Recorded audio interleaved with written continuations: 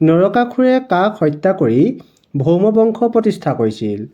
4টা অপশ্যন দিয়া আছে। অপশ্যন এ হৈছে ঘটকাসুৰ, অপশ্যন বি হৈছে মহিষাসুৰ, অপশ্যন চি হৈছে সম্বৰাসুৰ, অপশ্যন ডি হৈছে ভাস্কৰ বৰ্মন। এই 4টাৰ ভিতৰত শুদ্ধ উত্তৰ কোনটো হ'ব? শুদ্ধ উত্তৰ হ'ব অপশ্যন এ ঘটকাসুৰ। নৰকাসুৰে ঘটকাসুৰক হত্যা কৰি ভৌমবংশ প্ৰতিষ্ঠা কৰিছিল। ঘটকাসুৰ তলত উল্লেখিত কাৰ শাসক আছিল? 4টা অপশ্যন দিয়া আছে। অপশ্যন এ হৈছে কিৰাতসকলৰ, অপশ্যন বি হৈছে আৰ্যসকলৰ, অপশ্যন চি হৈছে দ্ৰাবিড়সকলৰ, অপশ্যন ডি হৈছে মংগোলিয়ানসকলৰ। এই 4টাৰ ভিতৰত শুদ্ধ উত্তৰ কোনটো হ'ব? শুদ্ধ উত্তৰ হ'ব অপশ্যন এ কিৰাতসকলৰ। ঘটকাসুৰ কিৰাতসকলৰ শাসক আছিল। অসমৰ আটাইতকৈ পুৰণি ৰজা কোন আছিল? 4টা অপশ্যন দিয়া আছে। অপশ্যন এ হৈছে মহীৰংগ দানৱ, অপশ্যন বি হৈছে ভাস্কৰ বৰ্মন, অপশ্যন চি হৈছে নৰনাৰায়ণ, অপশ্যন ডি হৈছে নৰকাসুৰ। এই 4টাৰ ভিতৰত শুদ্ধ উত্তৰ কোনটো হ'ব? শুদ্ধ উত্তৰ হ'ব অপশ্যন এ মহীৰংগ দানৱ। অসমৰ আটাইতকৈ পুৰণি ৰজা আছিল মহীৰংগ দানৱ। অসমৰ প্ৰাচীন যুগ কোন শতিকাত আৰম্ভ হৈছিল? 4টা অপশ্যন দিয়া আছে। অপশ্যন এ হৈছে প্ৰথম শতিকাত, অপশ্যন বি হৈছে দ্বিতীয় শতিকাত, অপশ্যন চি হৈছে তৃতীয় শতিকাত আৰু অপশ্যন ডি দিয়া আছে চতুৰ্থ শতিকাত। এই 4টাৰ ভিতৰত শুদ্ধ উত্তৰ কোনটো হ'ব? শুদ্ধ উত্তৰ হ'ব অপশ্যন ডি চতুৰ্থ শতিকাত। অসমৰ প্ৰাচীন যুগ চতুৰ্থ শতিকাত আৰম্ভ হৈছিল। কামৰূপৰ শিলালিপি কি ভাষাত লিখা হৈছিল? 4টা অপশ্যন দিয়া আছে। অপশ্যন এ হৈছে হিন্দী ভাষা, অপশ্যন বি হৈছে বাংলা ভাষা, অপশ্যন চি হৈছে পালি ভাষা, অপশ্যন ডি হৈছে সংস্কৃত ভাষা। এই 4টাৰ ভিতৰত শুদ্ধ উত্তৰ কোনটো হ'ব?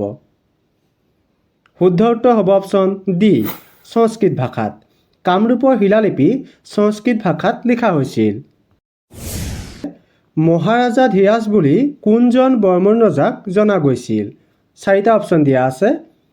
অপশ্যন এ হৈছে ভাস্কৰ বৰ্মন, অপশ্যন বি হৈছে সমুদ্ৰ বৰ্মন, অপশ্যন চি হৈছে মহেন্দ্ৰ বৰ্মন, অপশ্যন ডি হৈছে পুষ্প বৰ্মন। এই 4টাৰ ভিতৰত শুদ্ধ উত্তৰ কোনটো হ'ব? শুদ্ধ উত্তৰ হ'ব অপশ্যন ডি পুষ্য বৰ্মন। মহাৰাজা ধীৰাজ বুলি পুষ্য বৰ্মনক জনা গৈছিল। অমৃতৰাজে কোনখন ৰাজ্য প্ৰতিষ্ঠা কৰিছিল? 4টা অপশ্যন দিয়া আছে। অপশ্যন এ হৈছে কোচবিহাৰ, অপশ্যন বি হৈছে প্ৰাগজ্যোতিষ, অপশ্যন চি হৈছে কামৰূপ, অপশ্যন ডি হৈছে হৰূপেশ্বৰ। এই 4টাৰ ভিতৰত শুদ্ধ উত্তৰ কোনটো হ'ব? শুদ্ধ উত্তৰ হ'ব অপশ্যন বি প্ৰাগজ্যোতিষ। অমৃতৰাজে প্ৰাগজ্যোতিষ ৰাজ্য প্ৰতিষ্ঠা কৰিছিল। যোগিনীতন্ত্ৰ গ্ৰন্থখন দুগৰাকী দেৱীৰ উপাসনাত উৎসৰ্গিত। তাৰে এগৰাকী কামাখ্যা, আনগৰাকী কোন? 4টা অপশ্যন দিয়া আছে। অপশ্যন এ হৈছে মহামায়া, অপশ্যন বি হৈছে কালী, অপশ্যন চি হৈছে তাৰা, অপশ্যন ডি হৈছে এটাও নহয়। এই 4টাৰ ভিতৰত শুদ্ধ উত্তৰ কোনটো হ'ব? শুদ্ধ উত্তৰ হ'ব অপশ্যন বি কালী। যোগিনীতন্ত্ৰ গ্ৰন্থখন দুগৰাকী দেৱীৰ উপাসনাত উৎসৰ্গিত। তাৰে এগৰাকী কামাখ্যা, আনগৰাকী হৈছে কালী। প্ৰাগজ্যোতিষপুৰত হিন্দু ধৰ্মৰ প্ৰতিষ্ঠা কোনে কৰিছিল? 4টা অপশ্যন দিয়া আছে। অপশ্যন এ হৈছে মহিষাসুৰ, অপশ্যন বি হৈছে নৰকাসুৰ, অপশ্যন চি হৈছে ঘটকাসুৰ, অপশ্যন ডি হৈছে বাণাসুৰ। এই 4টাৰ ভিতৰত শুদ্ধ উত্তৰ কোনটো হ'ব? শুদ্ধ উত্তৰ হ'ব অপশ্যন বি নৰকাসুৰ। প্ৰাগজ্যোতিষপুৰত হিন্দু ধৰ্ম প্ৰতিষ্ঠা কৰিছিল নৰকাসুৰে। নৰকাসুৰৰ সেনাপতি মুৰাক কোনে হত্যা কৰিছিল? 4টা অপশ্যন দিয়া আছে। অপশ্যন এ হৈছে শিৱ, অপশ্যন বি হৈছে শ্ৰীকৃষ্ণ, অপশ্যন চি হৈছে ভগদত্ত, অপশ্যন ডি হৈছে বাণাসুৰ। এই 4টাৰ ভিতৰত শুদ্ধ উত্তৰ কোনটো হ'ব? শুদ্ধ উত্তৰ হ'ব অপশ্যন বি শ্ৰীকৃষ্ণ। নৰকাসুৰৰ সেনাপতি মুৰাক শ্ৰীকৃষ্ণই হত্যা কৰিছিল। বাণ ৰজাৰ জীয়ৰী কোন আছিল? 4টা অপশ্যন দিয়া আছে। অপশ্যন এ হৈছে চিত্ৰলেখা, অপশ্যন বি হৈছে ৰুক্মিণী, অপশ্যন চি হৈছে উষা, অপশ্যন ডি হৈছে ৰাধা। এই 4টাৰ ভিতৰত শুদ্ধ উত্তৰ কোনটো হ'ব? শুদ্ধ উত্তৰ হ'ব অপশ্যন চি উষা। বাণ ৰজাৰ জীয়ৰী উষা আছিল। পূবৰ জ্যোতিষাস্ত্ৰ চহৰ বুলি কোনখন চহৰক কোৱা হয়? চাৰিটা অপশ্যন দিয়া আছে। অপশ্যন এ হৈছে শোণিতপুৰ, অপশ্যন বি হৈছে ৰংপুৰ, অপশ্যন চি হৈছে প্ৰাগজ্যোতিষপুৰ, অপশ্যন ডি হৈছে এটাও নহয়। এই চাৰিটাৰ ভিতৰত শুদ্ধ উত্তৰ কোনটো হ'ব?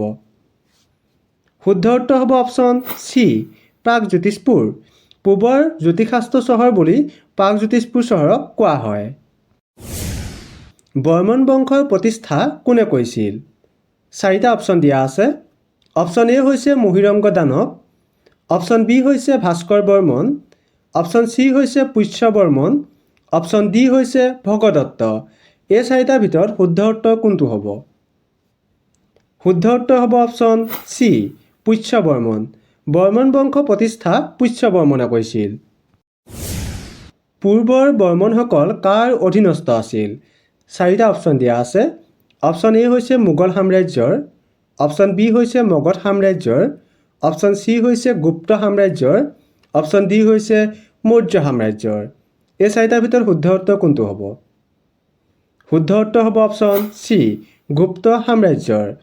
পূৰ্বৰ বৰ্মনসকল গুপ্ত সাম্ৰাজ্যৰ অধীনস্থ আছিল।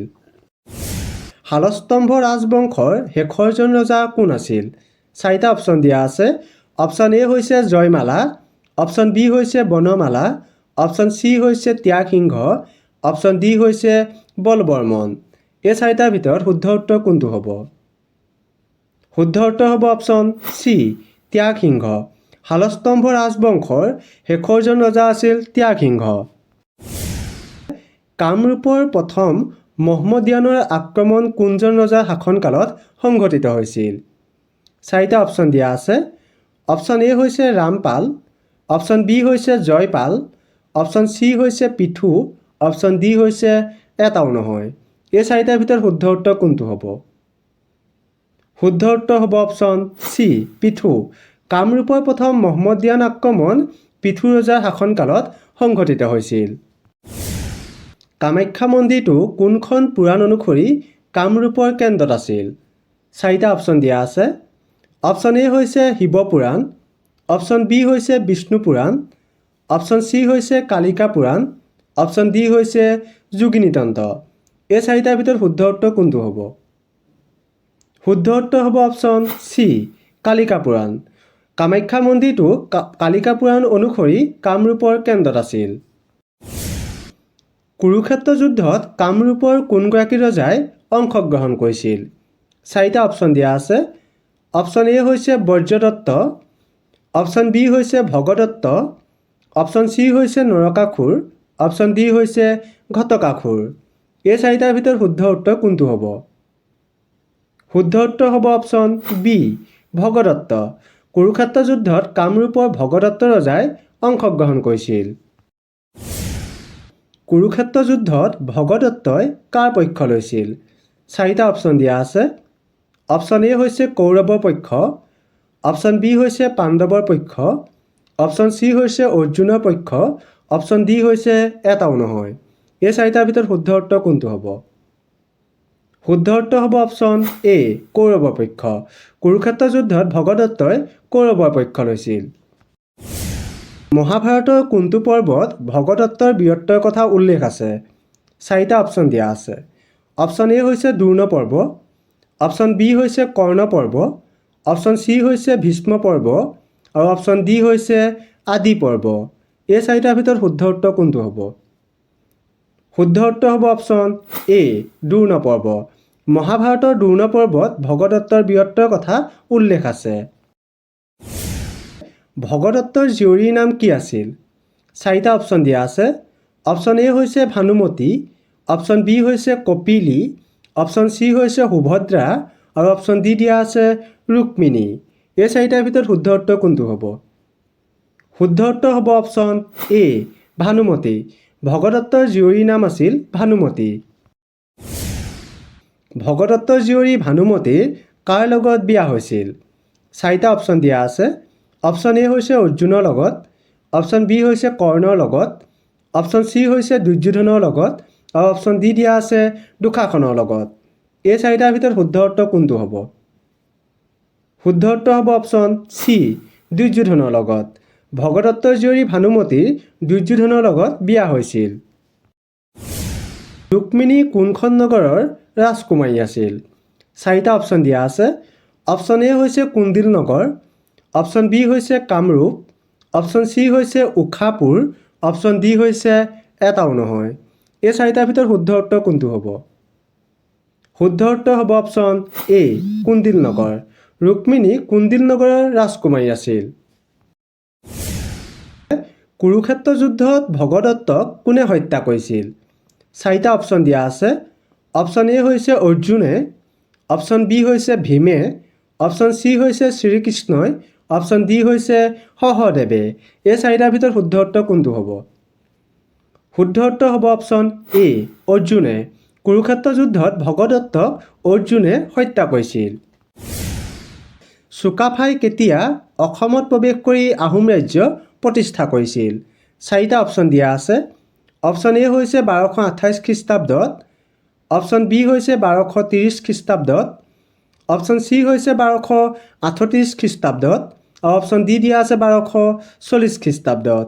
এই 4টাৰ ভিতৰত কোনটো হ'ব শুদ্ধ উত্তৰ আপোনালোকে কমেণ্ট কৰি জনাব। আৰু যদি